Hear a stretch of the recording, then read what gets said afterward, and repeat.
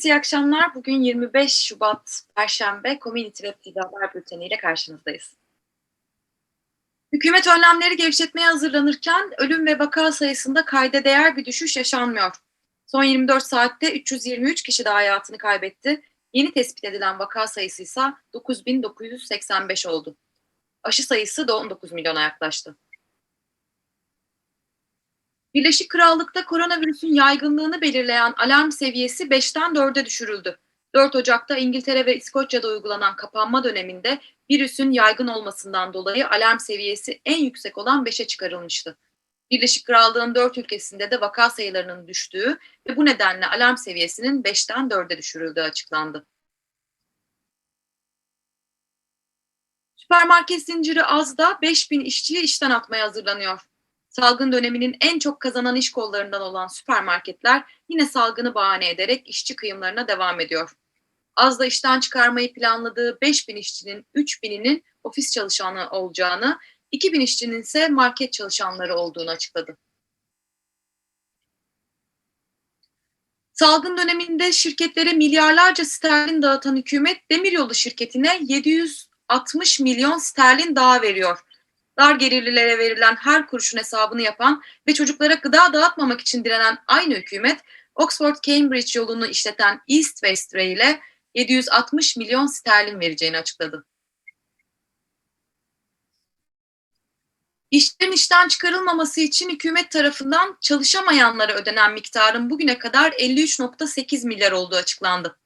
Maaşın %80'ini ödeyen hükümet, Ocak ayında 700 bin kişiye daha bu maaşı verdiklerini açıkladı.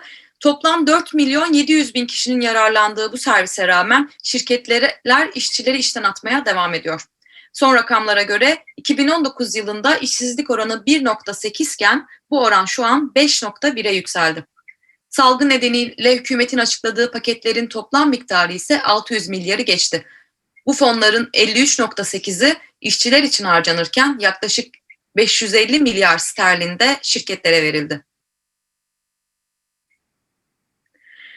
Salgın nedeniyle sınavların yapılamaması tartışmaları devam ediyor. Öğrencilerin sınav sonuçlarının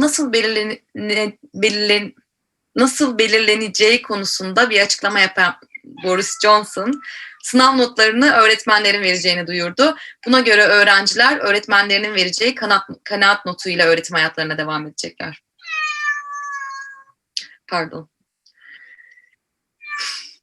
İngiltere Kraliyet Yüksek Baro Avukatı ve Kıbrıs Cyprus Mail yazarı Ali Rıza, Kıbrıs iki toplumlu bir devlet olarak kurulmuştu. Britanyalılara göre şu an yalnızca Kıbrıs'ta Türklerin yaşadığı bir bölge var diyerek Birleşik Krallığın buna dayanarak iki toplumlu konfederasyon teklifi yapacağını öne sürdü.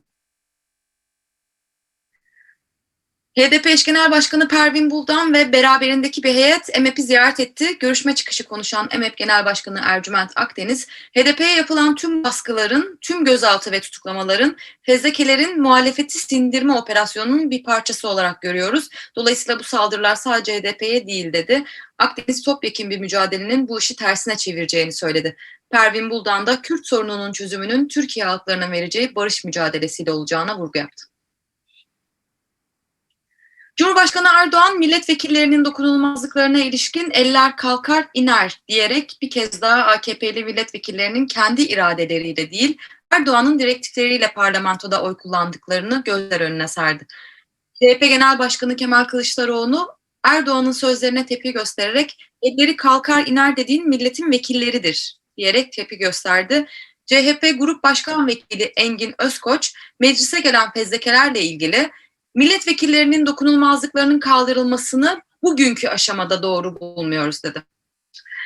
Burada bugünkü vurgusu önemli sevgili izleyiciler. Çünkü daha önce şu an HDP'li milletvekillerinin cezaevinde bulunmasının tek sebebi CHP'nin daha önceki bu fezlekelerin kaldırılması taslağına onay vermiş olması maalesef.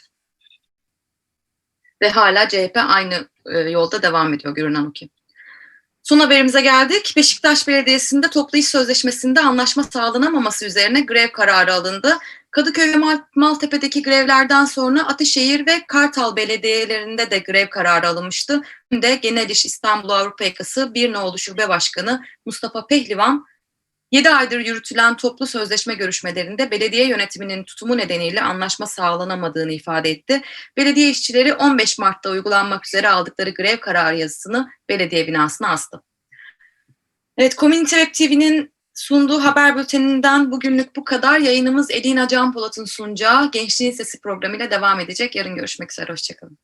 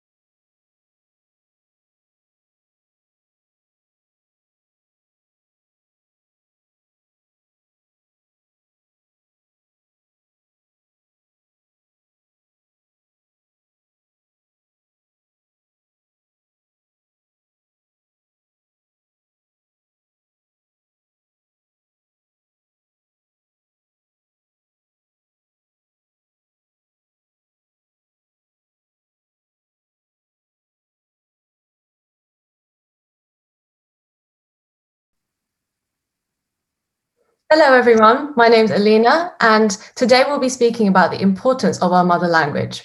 As you might know, over the weekend it was International Mother Language Day. And some of you may know that this day originated as a result of the Bengali language movement to demand that Bengali be an official language of Pakistan. And this led to the emergence of Bangladesh and East Bengali in 1971. This day is celebrated on February the 21st to promote awareness of linguistic and cultural diversity. However, this recognition is something that is still not offered to Kurdish language speakers and Kurdish people of Turkey and the Middle East today. To discuss this further, we have Elif Sarıcan, who we want to talk about the importance of our mother tongue for migrant young people like us and the challenges that we come across. So hi, Elif. Just to begin with, could you introduce yourself today and just tell us what you consider to be your mother tongue?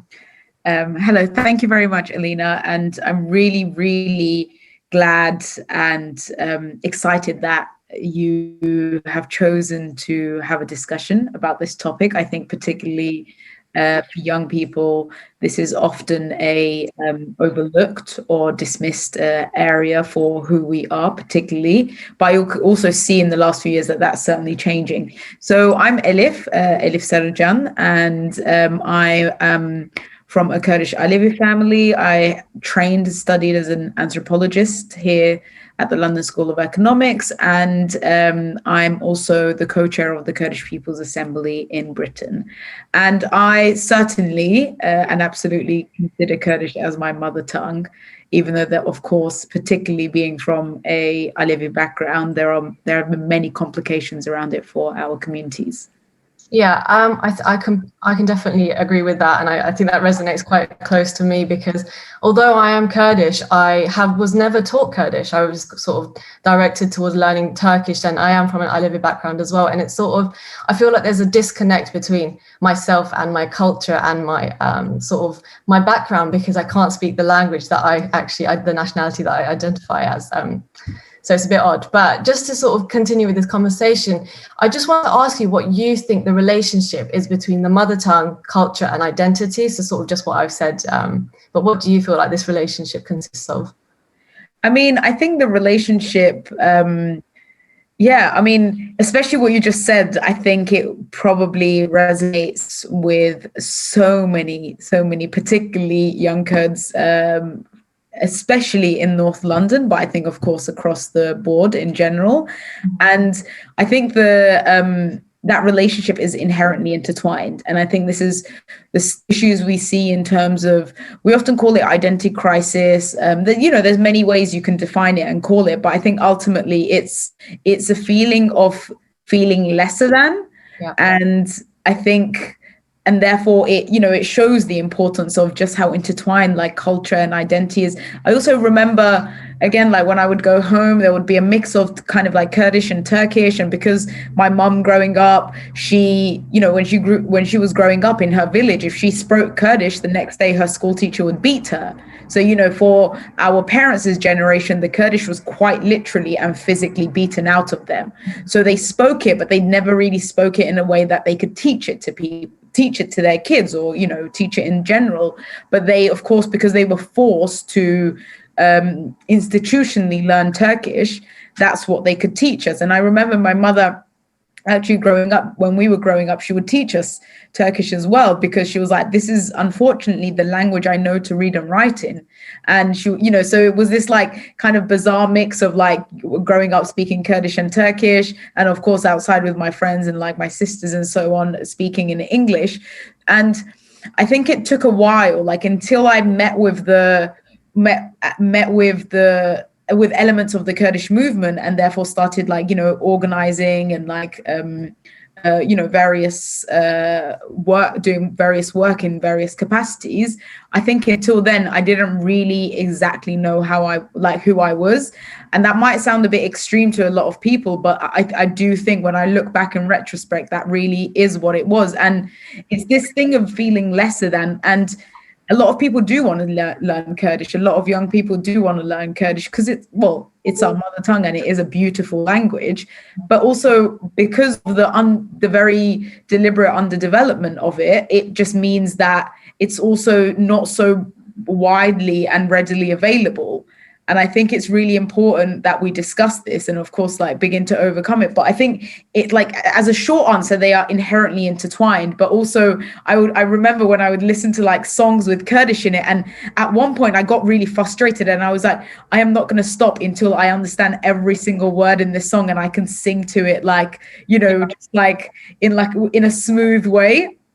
And, it was effort, but I definitely got to that place. And I feel I definitely can feel, especially as a Kurdish woman, I think I definitely feel like I found myself a bit more after I found Kurdish a bit more. I think that's really, really important.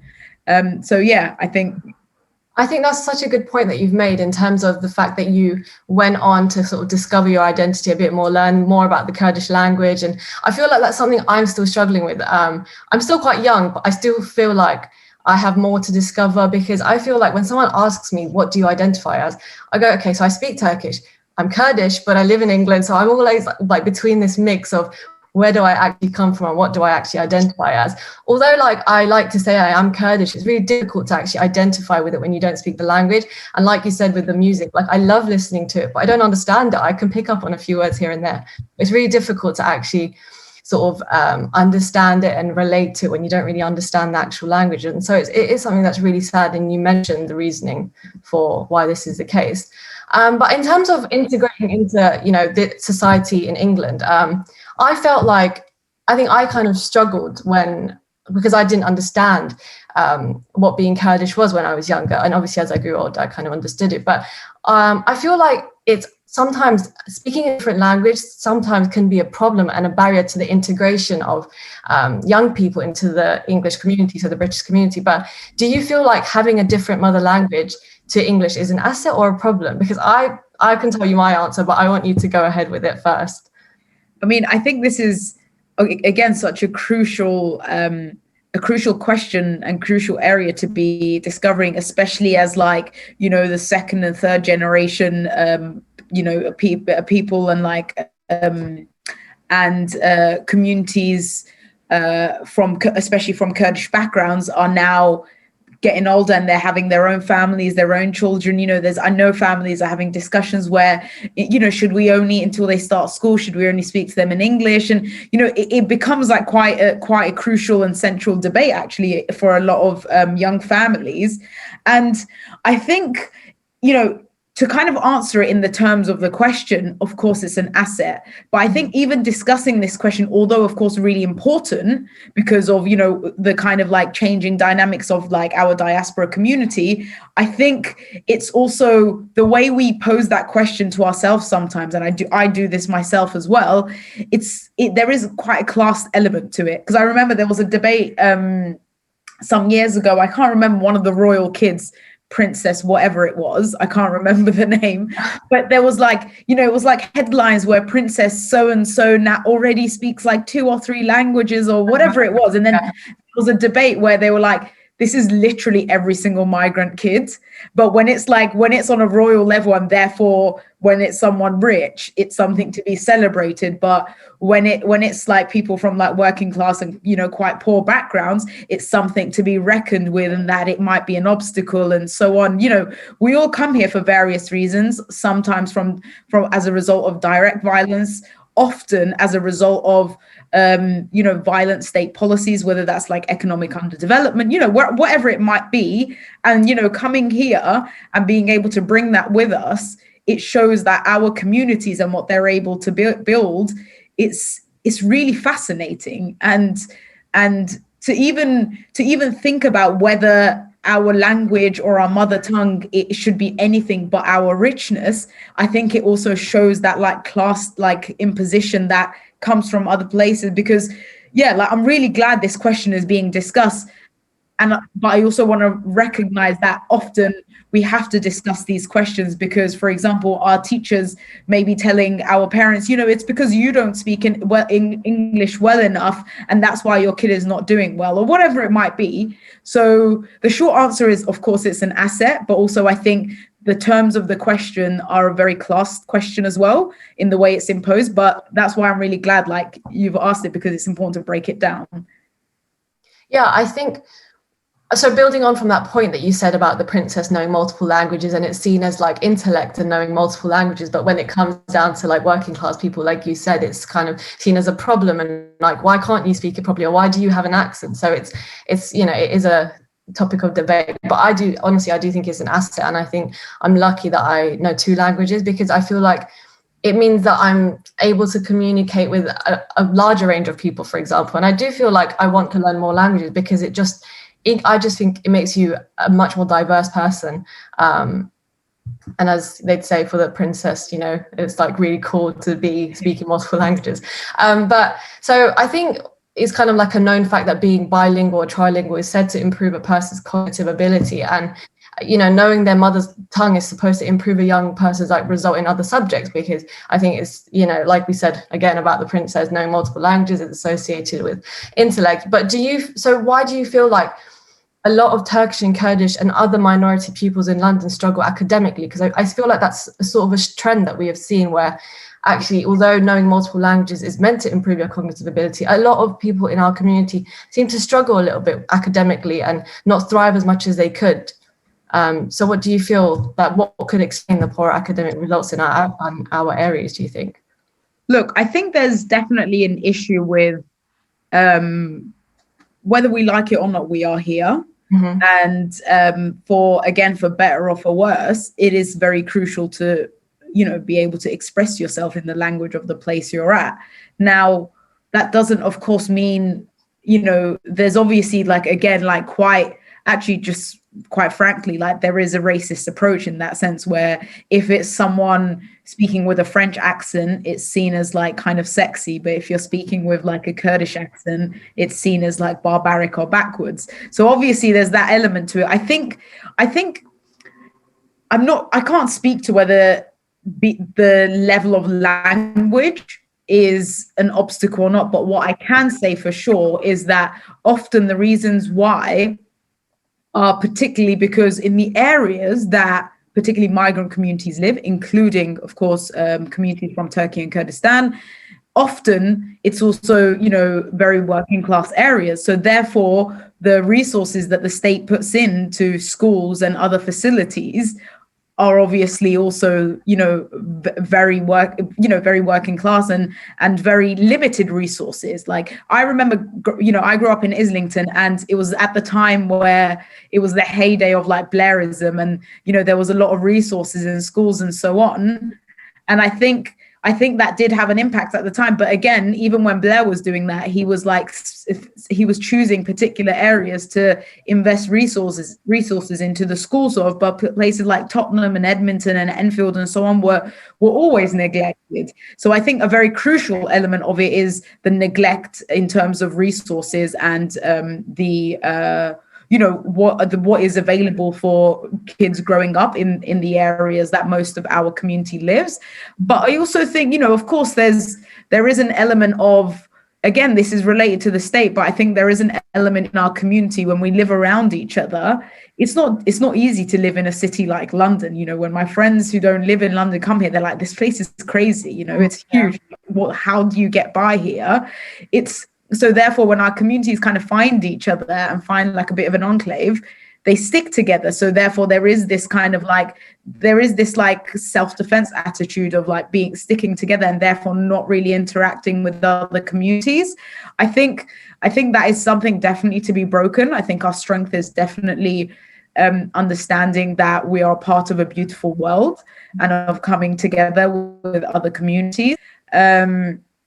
That means English is the common language and it makes communicating easier, then so be it. But yeah, I think the main thing is about resources and neglect most of the time.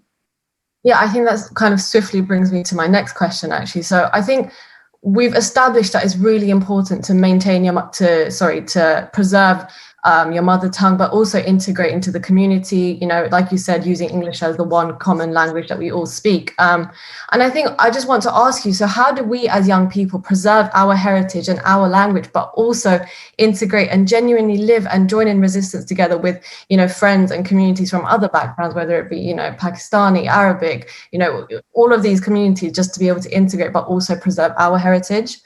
I mean, I think again, that's a really important question. I think the question comes down to, what are we trying to integrate into?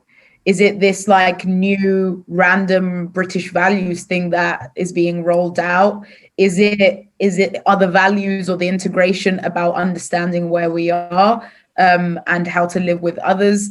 I think the values of integration, because I think actually we have more of an autonomy over that, and we can, than we think. I think the values and the frames of integration, I think we can determine. I often don't like using the word integration, actually, but I think for the sake of argument, we can determine that together. And, one of the things that's really important to mention is the interaction with other cultures for our people is not a new thing. Many of particularly our ancestors in the region across the Middle East, they grew up with, different communities, Alevis and Yazidis and Armenians and, of course, like Turkish people and Kurdish people and Syriacs, Assyrians. Anyways, the list goes on and on. So there is a collective memory of being able to live together and understanding the richness of that. And actually, there's records where it was just standard that 100 years or basically before the nation state project in the Middle East, so I guess over a century ago, that people as standard would speak multiple languages, because that's just, people were kind of like, they lived as like in like a beautiful mosaic type way. So I think preservation is possible with, firstly, I think, and I can't stress enough how important it is to learn Kurdish, because, there's a saying in Turkish where like each language is another world. So like, why don't we serve ourselves with more worlds? And of course, especially Kurdish, for various different reasons, historical and political reasons, it's very crucial for us to learn, and it's fun, actually. So I can't stress enough why that's important. But also, we have I think our community is very well organized in terms of, cultural activities and like understanding that. I think the preservation element becomes a bit of an issue when we feel like our culture is somehow, you know, it's and what we're around is mutually exclusive. Like there's a way to create a synthesis between that. It doesn't mean like, you know, I'm a Londoner, I was born here, but I'm also very much Kurdish, and I don't see those as conflicting aspects of who I am. I see them as like, you know, elements that like actually enhance, you know, each kind of, I guess, like each thing that I believe is very important to me. So yeah, I guess making sure we learn our language, cultural events.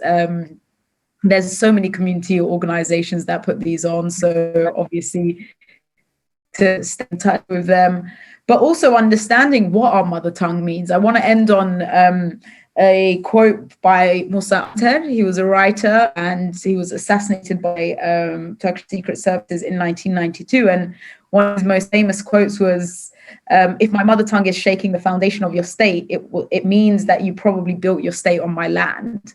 So if till this day, Kurdish is institutionally seen as in question, then what we can do as also a form of resistance to, at the very least, is to learn this language and take that further with us and take that beyond with us. I think that's a lovely point to end on, and a very valid quote in this case.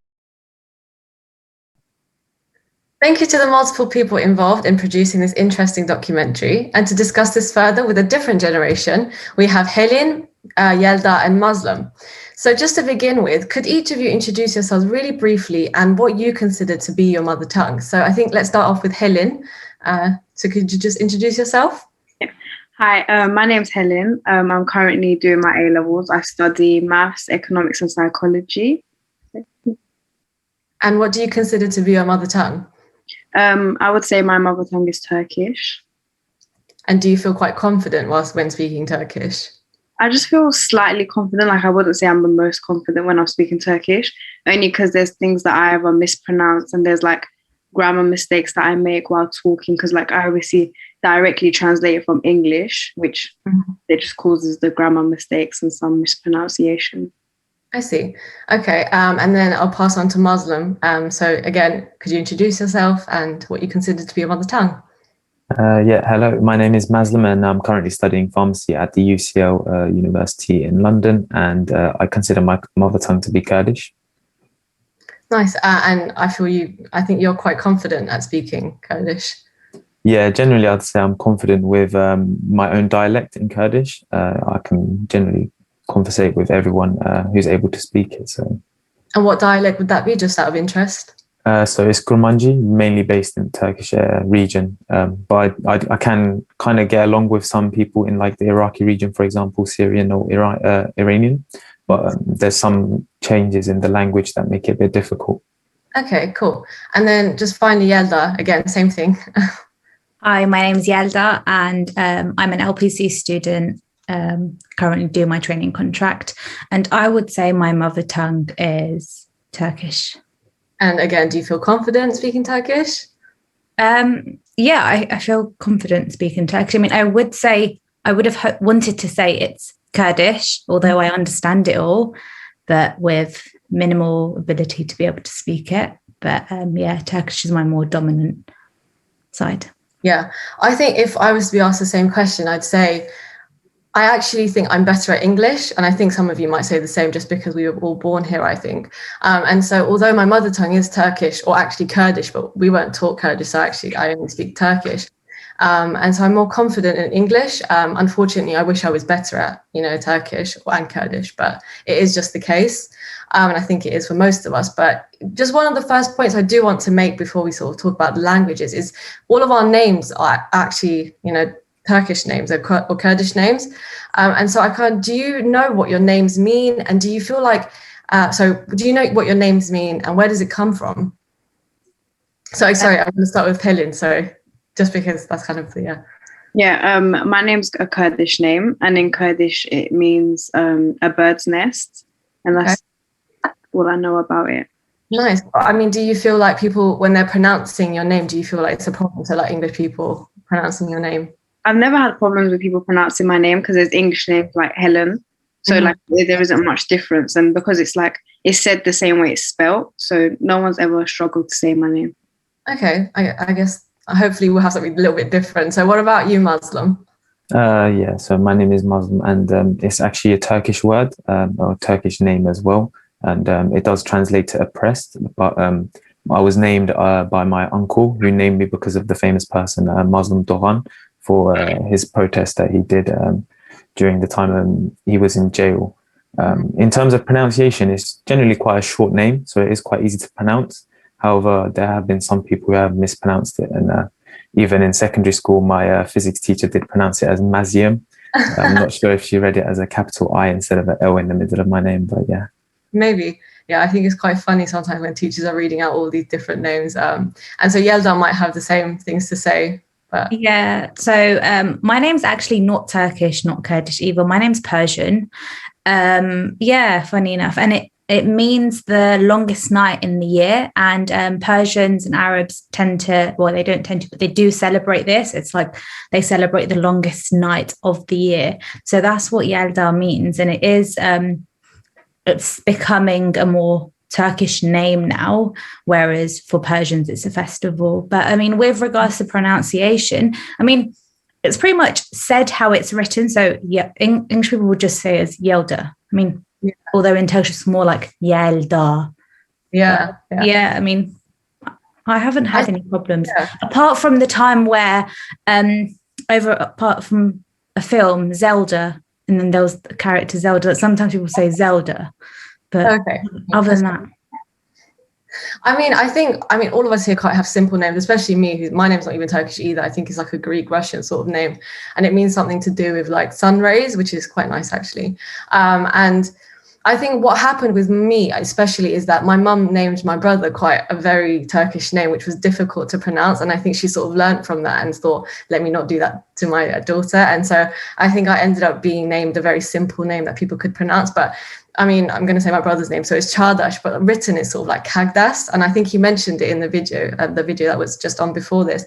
And it's really difficult to sort of read that name and say it. And I feel like pronunciation is such a big problem. And it's sort of like, I feel like it forms a barrier between, like the ethnic people and then the not ethnic people. And so I feel like people, it really creates like a separation. I feel I haven't experienced it, but I know a lot that have. And I think it is something that, I mean, I don't know, in that video, they were also speaking about sometimes you tell people your name, but they still refuse to sort of learn how to pronounce it. And I think, I don't know if you have any pointers about that, but I think that's something that is quite frustrating, that even though you've told people this is how your name is pronounced, they still don't want to understand it or don't want to learn how to pronounce it. And I feel like this is like sort of an element of racism. I don't know if this is what you guys also think, or if you can expand on this point at all. I mean, I would definitely say our names not being English does create that racist element where people automatically either assume or just by the name, it gives it away that you are not British, that you are not from an English background. And that does tend to give that barrier. Whereas now looking at newly like named children, they've got more of an English name. Mm-hmm. Like my brothers are called Yilmaz and Güney, and with my younger brother, I remember very well, he struggled a lot with his name because it's like Gunny, and he would correct me like, no, it's Güney, but then it was the same thing, it was refused constantly, Gunny. Whereas now looking, my nieces have not a single Turkish name. It's like Lavinia, Liana. It's not Turkish, it's not Kurdish. I think that's sort of like we've kind of learned from those sort of racist behaviors and sort of subconsciously thought, okay, I don't want to do that to my child, so I'm not. And it's really sad because there are such lovely names in that Turkish and Kurdish, and that we've sort of now refused to name our kids these things because we worry that they're going to experience that sort of racist element. So I think that's something that I think is it is really sad that that's the case. But just to move on from that point, I think one of the things that I want to speak about is if you struggle to express yourself in your mother tongue, or if you feel like English is, the language where you feel like you can express yourself best. So I don't know whoever wants to go, but Helen, maybe. Yeah, like when I'm speaking English, I feel more confident expressing myself. than when I do. Like I can still express myself in Turkish, but again, like I said, like the mispronunciation or not knowing how to directly translate the words and what to say and when to say things. So I would say it's only that. So that's why I just feel more confident expressing myself in English. And what about you, Muslim? Because there's 3 for you, isn't it? So Yeah, I'd consider myself fluent in both all 3 of English, Turkish, and Kurdish. But I'd say out of the 3, my English is the most advanced. That's why I feel like I can express myself a lot better in English. I'd say I'd be able to express myself in Turkish and Kurdish like a fair amount as well. But I feel like with English, just being born and raised in the UK, having like studied at school, I can just express myself a lot better in the language. And what about you, Yelda? Yeah, I definitely agree. I would say I'm more comfortable and more dominant in speaking English, 100%, being born and completing all my studies in English, and everyone around me speaks English. It's just been something that I've just become a norm. It's just better. Yeah, I think we all kind of have a similar experience compared to, again, the people that were in the video that was played before this. It's quite a different experience because we were all born here. That was the first language, well, one of the first languages we learned. Whereas I think people that are, of the, I think it'd be first generation migrants, who had to, learn a completely new language at a much older age. And so it's a much more different experience. And they probably consider Turkish or Kurdish to be actually their fluent one where they can express themselves much better. And I think in sort of building on from that point, I think there's an element of identity crisis that I was speaking about with Elif as well. And I said that I feel quite lost with my identity because a lot of the times when people say, Alina, so where are you from? I sort of go, I'm Kurdish. And they'll go, oh, so what's Kurdish? And I'll go, yeah, I speak Turkish. And they'll be like, so why do you speak Turkish? And I'll be like, okay, I was just born in England. Like it's very difficult, this sort of struggle of identifying. Like being able to identify where you're from. I don't know if Helen's had the same struggle or I don't know. Yeah. It's a very hard question because when someone asks me straight up, I'll just be like, I'm Kurdish. But then it's like I've been born in London. I've been raised in London. So we follow British traditions as well as we follow like the Kurdish traditions and culture. So it's like stuck in the middle sort of thing because it's like I would say I'm Kurdish, but I can't speak Kurdish. But then like I can speak fluent English and like I do British things and I do Kurdish things. So it's like you're basically stuck in the middle.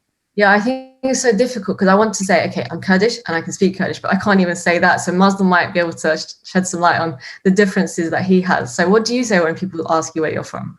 Yeah, I'd consider myself quite nationalistic with my Kurdish background as well. I mean, the first thing that everyone who walks through the door behind me sees when they enter my room is the Kurdish flag, which takes up about 70% of the wall to my left. Okay. But when I was younger, it would be kind of like difficult to explain. Like if I said I was Kurdish, like they would be like, oh, what's that? Where is that?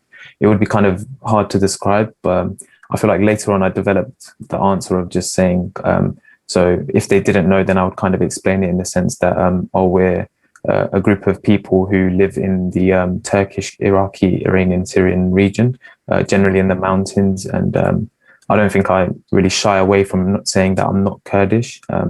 I'd say the only time is maybe in Turkey if it's to create a problem due to the political climate there. But yeah, generally, yeah, I'd say I'm definitely Kurdish.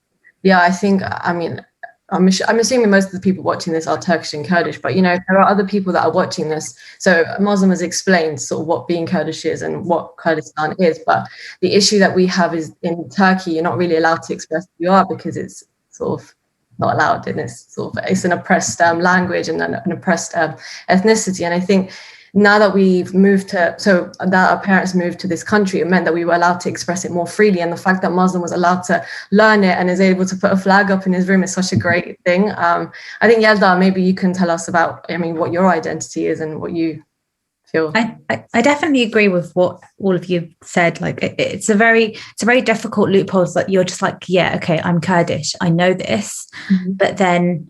but you can't speak a word of it. You speak Turkish, which is a complete different identity. But then you're born in England and you hold the citizenship. And like Helen said, you've adapted to doing the cultural things. For instance, Christmas, Christmas dinner.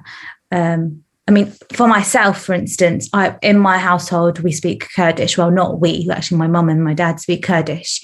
But when it comes to me and my siblings, we all understand it perfectly well, fluently. But because we haven't put it into practice and never had any experience from speaking it, I haven't learned how to actually speak it. So then that pushes me towards saying, I'm more comfortable as not identifying myself as Turkish, but it's what it's like dragged into. Yeah. But then again, I'm like, no, I'm not. I'm English. Like it's a very difficult. It's a very difficult question to actually put a pinpoint on an answer. Yeah, I think it's a tough battle because, I mean, if we all knew Kurdish, it'd be ideal. But the issue is that a lot of our parents were forced out of learning it, again, as Elif mentioned, with, the oppression in Turkey that they received. And so if they weren't oppressed out of learning this language, I'm sure all of us would actually know it. But because they weren't allowed to know it, it meant that they couldn't pass it on to their children. So I don't even understand it. I mean, you understand it. I don't even understand it because my parents can't really communicate as well because my mum doesn't really know. Dad knows it, but not fluently. So it's a difficult one. And I think we're all kind of stuck between this identity crisis, not as much as Muslim is, for example, but I really like that. And I wish I could speak Kurdish. Maybe I'll learn it soon. But I think just going off from that point, I wanted to talk about sort of music and TV and again, culture. So when I listen to I tend to listen to Turkish music mainly, but watch English programs. And I think and I don't enjoy watching Turkish programs, for example, but for example, when it comes to listening to English music, I don't enjoy that as much. So it's this thing where I'm so like, okay, so I listen to Turkish music, watch the English TV programs, and it's all such a mix that I don't know if you guys feel this way. Helen might more enjoy listening to English music, for example. She could tell us whatever she feels. Yeah, like I prefer listening to English music because it's something I relate to. I understand what the words are saying, and it's just something that I've heard all the time. And like I do still like listen to Turkish music, but it's like they'll be singing, but I won't really understand what they're saying. Like it'll be like I'll understand some, but I won't understand fully what they're saying. And when it comes to TV shows and movies, again, I prefer watching English movies because again, I understand it more. I can understand it. So I just prefer watching and listening to English music. Yeah, I mean, I don't know why. I think the reason I listen to and Kurdish music, even though I don't understand it, I do listen to Kurdish and Turkish music. I just feel like it sort of not connects me back to that sort of identity, but I do feel like it allows me to like not lose that sort of culture. I don't know if Muslim could say the same. I'd say generally I'm quite interested in like multiple cultures, and I like to look into the different cultures as much as I can. But I'd say living in the UK generally, I feel like just because I'm exposed a lot more to like British content, it be music, TV, etc. I feel like you become more accustomed to it. Although I do like to listen to a lot of Kurdish music, and I did used to kind of watch Turkish series and movies, etc. I feel like just from being more exposed to the British culture, I feel like I tend to kind of indulge in more in British music and TV, with having a fair share of the other cultures as well. Yeah, and what about you, Yelda? Yeah, I'm pretty much on the same boat as you. Like the music I listen to is all Turkish and Kurdish. Ask me a word of an English song, I probably wouldn't know, apart from the beat. And with regards to like TV, I must say I did used to watch a lot of Turkish TV, but I've found myself drift away from that and more connected to English TV, and because I feel like it's more a bit of me, whereas watching something on the telly that's on the Turkish telly, it's not relatable. Yeah. Whereas on the other hand, music, ask me why I don't listen to English music. I don't find it relating to me. I just don't find it interesting me. I don't find myself liking the rhythm, liking the beat. I don't find myself singing along to it. But whereas with Turkish, it's more me. Like it just reminds me of, our culture and our dances and everything. It's more me. Yeah, I completely get that. I think I have a lot of my friends ask me, so why don't you listen to English music as much? And I love listening to English music, but it's just a weird thing where I just sort of enjoy Turkish music just a little bit more, whether it reminds me of being on a holiday or reminds me of being back home, just whatever it is. There is a reason why I enjoy it a little bit more. And it might just be because I can relate to it more than I can English music. Yeah. And so moving on from that, again, if you've watched the video, they were speaking about when they were younger, they're translating for their parents. And so I don't know if we experienced it because, again, we are a different generation. So we might have had older siblings that did it for our parents, or our parents might have learned English. But in my case, I did translate for my parents here and there, but I think my brother did it much more because he was older. I don't know if you ever had that, where you had to translate for your family, and what did you feel that was like? And again, we can go with Helen if you want. Yeah, like growing up, because my dad's a teacher and he's also been brought up in London, I never had that issue with my parents because my dad would look into it and he already understood and knew what he was doing. But I would do it like sometimes for my auntie, but I would be sort of like the last option if other older family members couldn't attend and couldn't do it. And that would be things like going to appointments with her or reading her letters and translating it for her. And it's it's quite pressuring because it's like, you know the words and you understand what you've been told, but trying to get that back to my auntie or others, like trying to get them to understand it and like translate it when I don't feel confident in Turkish myself, is what like makes you feel a bit helpless sometimes. So yeah. Yeah, I think, from a young age, people are sort of expected to like read these massive documents or, I don't know, electricity bills or bank bills and to understand what it's saying. And you're like, oh gosh, I don't understand it. But I don't feel like I've experienced it as much. I feel like as I grew older, because I became because I went to university and parents sort of relied on me a little bit more. I've had to do it a bit more recently, but definitely not as much as the previous generation probably have. Maybe Muslim might have experienced it a bit more than we have. Yeah, I'd say I've been translating for mostly my mum ever since like a young age. She's not the best in English, so the stuff that she doesn't understand, I'd have to be there and translate. As Helen gave the examples of doctor's appointments, letters, etc. I feel like obviously, since it's my mum, I do it. But the only struggle I tend to find is sometimes you can be stuck thinking on how to translate something. Just because with them being different languages, you have the grammar differences on top of that with the vocab as well. Like there might be a certain word in English where, however, there's not a direct translation to Kurdish or Turkish. So then you have to kind of describe it, and then it kind of loses its meaning in that way as well. I don't know if you ever had this funny thing where your parents go, so what's the point of us sending you to school? Like, obviously, it's just a funny thing, isn't it? But I've heard that a few times with other people's parents and once or twice with mine. I don't know, again, Yelda, you can speak about that. No, I can relate to that, especially at a young age when you can't translate something. It's like, I'll say it in Turkish. They'll be like, sen ne o zaman okula gitmem.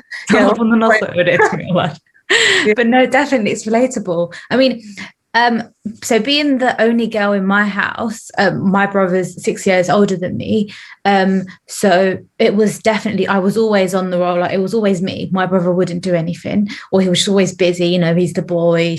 Like, they don't ask him, they ask the girl, kind of thing. So yeah, definitely from a young age, God knows how old, but I've been doing everything: the phone calls, arranging appointments, going to appointments. It's not even just for my own family, it's for extended family and friends, even for neighbors. I remember one time I was out from secondary school, mom called me and she was like, "Çabuk, like, come home quickly." And I was like, "Yeah, sure." For like, why do I need to come? And it was summer, in secondary school, you want to go to the park with your friends. She was like, "Oh, our neighbor's here, she wants you to call the council for her."